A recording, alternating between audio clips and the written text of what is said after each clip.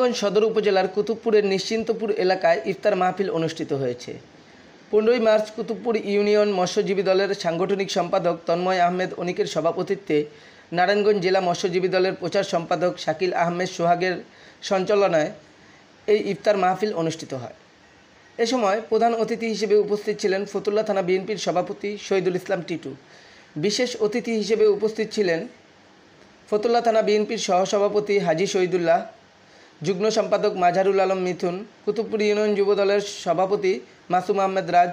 Kutubpur union বিএনপির সাংগঠনিক সম্পাদক আনিসুর রহমান, সালমান আল ফার্সি জামে মসজিদের সভাপতি জাকির হোসেন সরকার, 5 নং ওয়ার্ড বিএনপির সাধারণ সম্পাদক কামাল উদ্দিন, কুতুবপুর ইউনিয়ন যুবদলের